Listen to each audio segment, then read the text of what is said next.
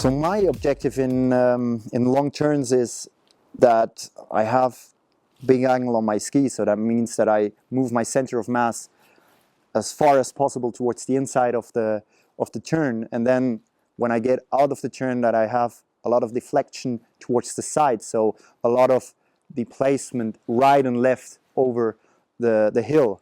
So that's these are the points I'm focusing on in my own skiing. So to reach these objectives, I'm focusing a lot on the initial part of a turn. So that's where when I do a nice movement in initial part of a turn, then the turn will be a good one. Or that's where I decide if it's whether a good turn or a bad turn. If the movements are not very well in the beginning part of a turn, I'm struggling through the whole turn. So in the initiation, I will split up this a little bit to make it a little bit more clear. I split it up from when I decrease the angle of the ski until the ski is flat, and then the second part when I increase the angle on the new edges. So when I decrease, I'm trying to focus on my new outside ski, so the uphill leg, and I do an extension of that leg, which brings the center of mass up a little bit, not too much up, so that I'm still pretty low when the ski is flat. So that's the first part of my initiation. And then the second part is that I keep the center of mass quite low and I let go the ski away from my body.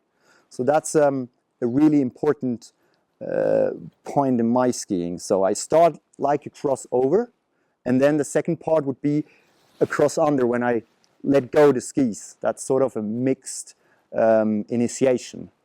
And then through the turn, I'm focusing a lot that the skis go out away from my body. I create a big angle on my skis like that, and then I focus on the angulation. And from the fall line on towards the end of the turn, the upper body is a little bit more orientated towards the outside of the turn, and the hips are following the skis a little bit more. So there's a little bit of a twist between the shoulder and the hips. So these are probably the key points I'm focusing on.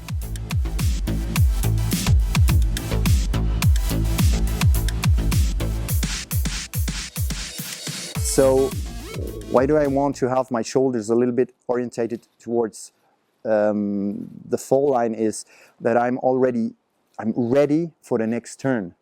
So I have sort of a pre-tension for the next turn, which I can use as soon as I decrease the angle of my edges. That helps me to go quicker into the next turn.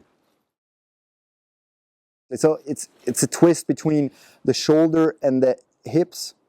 So the shoulders are orientated more towards the outside of the turn. The hips still a little bit towards the outside, but not too much. Not that I have tip lead, because then I block completely my external knee, and then also the hips. They help me to get that quick release of the edges, or that I'm finding the pressure quite quickly on the new outside ski.